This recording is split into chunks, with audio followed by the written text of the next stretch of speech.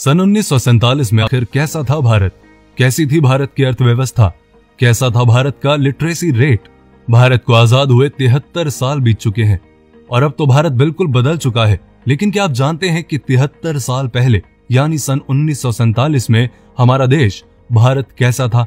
आज के समय में हम इस बात की कल्पना भी नहीं कर सकते कि उस समय भारत कैसा था। लेकिन आज के इस वीडियो में मैं आपको बताऊंगा कि आजादी से पहले हमारा देश किन परिस्थितियों में था, जिन्हें जानना हर भारतीय के लिए जरूरी है। आज की वीडियो आपके लिए बहुत अलग दिलचस्प होने वाली है, इसलिए वीडियो के आखिर तक बने रहिए। तो चलिए शुरू करते हैं ये वीडियो। भारत का लिटरेसी रेट।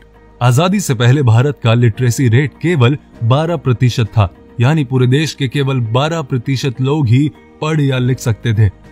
तब पूरे भारत में कुल मिलाकर 5000 हाई स्कूल थे, 600 कॉलेज और केवल 25 यूनिवर्सिटीज थी। 1947 का मुंबई यानी कि बॉम्बे। 1947 में हमारी माया नगरी मुंबई बॉम्बे कैसी थी? उस समय मुंबई में विक्टोरिया नाम की टुक टुक की सवारी का काफी चलन था, जिसके लिए 1 मील आने जाने के लिए 1 आना देना होता था। 1947 में मुंबई की कुल आबादी 16 लाख थी और मुंबई का इलाका केवल अंधेरी तक ही सीमित था। अंधेरी के बाहर पड़ने वाला इलाका जोगेश्वरी मुंबई के बाहर का इलाका माना जाता था। उस समय मुंबई में कुल 204 ट्रेनें चलती थीं। 1947 की भारतीय मुद्रा। सन 1947 में भारत की करेंसी रुपया ही थी, लेकिन उस समय इसका रेट अलग था। इसके लिए भी लोगों का अलग अलग मत है। कुछ लोगों का मानना है कि उस समय का 1 रुपया $1 के बराबर था, लेकिन हकीकत में उस समय का $1 का मतलब 3.13 इंडियन रुपए थे और 1 पौंड 13.33 इंडियन रुपए के बराबर था। मतलब 1 रुपया भी इतना ज्यादा होता था कि सारी जरूरतें केवल चिल्लर में भी पूरी हो जाती थी। बंटवारे के वक्त इंडिया के पास नोट छापने वाली 6 मशीनें थीं और पाकिस्तान के पास एक भी नहीं। तब पाकिस्तान ने परमिशन ली कि उन्हें भारत के नोट पर ही पाकिस्तान लिखकर काम चलाने की इजाजत दी जाए और तब पाकिस्तान ऐसा ही करता रहा। 1947 में चीजों की कीमत। 1947 में सोने की कीमत 103 रुपए प्रति तोला थी। आपकी जानकारी के लिए बता दूं कि सोने की ये कीमत विश्व युद्ध के बाद बढ़ा दी गई थी। विश्व युद्ध से पहले सोने की कीमत केवल 39 रुपए थी। इसी कारण सोने की बढ़ी हुई कीमत लोगों को काफी महंगी लग रही थी। आपको जानकर ताज्जुब होगा कि उस समय लोगों की साल की कमाई 265 रुपए थी। लोग बढ़िया क्वालिटी के 1 किलो चावल 26 पैसे में खरीद लेते थे, गेहूं 24 पैसे, चीनी का रेट 57 पैसे प्रति किलोग्राम था, पानी पूरी और आलू चाट केवल 1 आने में मिल जाते थे, केरोसिन तेल 23 पैसे प्रति लीटर था और 3 रुपए में 55 किलो सीमेंट मिल जाता था। 1947 की भारतीय रेलवे। भारत में पहली बार जो ट्रेन चली वो 20 डब्बों वाली ट्रेन थी, जिसके अंदर 3 इंजन लगाए गए थे। ये ट्रेन 16 अप्रैल 1853 के दिन मुंबई के बोरी बंदर से ठाणे के बीच का सफर तय करती थी। ये ट्रेन 33 किलोमीटर का सफर 75 मिनट में तय करती थी। फिर कुछ समय के बाद रेलवे व्यवस्था में धीरे धीरे काफी सुधार किए गए और पूरे भारतवर्ष के लिए रेलवे लाइन बिछाई गई। उस समय जब अंग्रेज भारत से चले गए तब पूरे भारत की रेलवे लाइन 65,185 किलोमीटर लंबी थी, जिसमें पाकिस्तान और बांग्लादेश भी शामिल थे। और तब पूरे देश भर में ट्रेन में सफर करने के लिए पाई से कुछ आना तक का किराया चुकाना पड़ता था।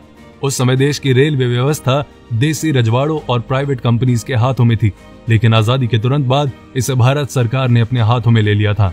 1947 की भारतीय मोटर गाड़ी। सन 1947 की गाड़ियों की बात करें तो उस समय तक भारत में हिंदुस्तान मोटर्स और महिंद्रा एंड महिंद्रा कंपनी की गाड़ियों ने दौड़ना शुरू कर दिया था।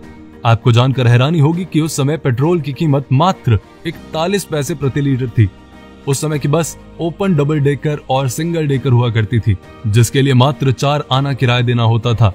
आपको बता दूं कि सन 1928 में अमेरिकन कंपनी जनरल मोटर्स ने भारत का रुख किया। इस विदेशी कंपनी के आते ही इसके सिविल ट्रक भारत में खूब चले, लेकिन तब जनरल मोटर्स का सीधा मुकाबला हमारी देसी कंपनी हिंदुस्तान मोटर से होने लगा। इसी कारण आजादी के तुरंत बाद यानी सन 1948 में भारत ने जनरल मोटर्स की छुट्टी कर दी।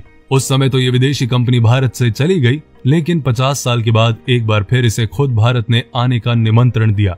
दरअसल हिंदुस्तान मोटर्स एक ओपन कार बनाना चाहती थी, जिसके लिए हिंदुस्तान मोटर्स ने जनरल मोटर्स के साथ हाथ मिलाया और दोनों ने मिलकर वडोदरा के पास एक फैक्ट्री खोल ली। 1947 का भारतीय विमान। आपको जानकर हैरानी होगी कि 1947 में भारत की विमान व्यवस्था काफी कुशल और प्रगतिशील थी। उस समय भारत में कुल 15 एयरपोर्ट थे जिसमें सबसे खास सेवाएं Bharat airways, Himalaya airways, Indian national airways, Kalinga airways, Deccan airways, air service of India, Jupiter airways, Mishri airways, Ambika airways जैसी काफी कुशल कंपनीज थी। दरअसल उस समय भारत में इतनी ज्यादा एयरलाइंस होने का कारण यह था कि सेकेंड वर्ल्ड वॉर के बाद अमेरिका ने अपने काफी अधिक संख्या में विमान बेच दिए थे। तब भारत के कुछ अमीर लोगों ने विमान खरीद कर यहाँ एयरलाइंस का बिजनेस स्टार्ट कर लिया। लेकिन तब इनका आपस में कंपटीशन इतना ज्यादा बढ़ गया था कि सभी एयरलाइंस घाटे में जाने लगी। तब भारत सरकार ने 8 एयरलाइंस का राष्ट्रीयकरण करके इनका एयर इंडिया नाम रख दिया। तो ये थी 1947 की कहानी जो मैंने थी आपको सुनानी। ये वीडियो आपको कैसी लगी कमेंट करके जरूर बताएं। लाइक करें, पेज को फॉलो करें, अपना और अपनों का ध्यान रखें। लेकिन हाँ, आपकी भी कोई ऐसी स्टोरी है 1947 की जो आपके दादा दादी नाना नानी किसी ने बताई हो तो कमेंट में हमें भी बताना भूलना मत।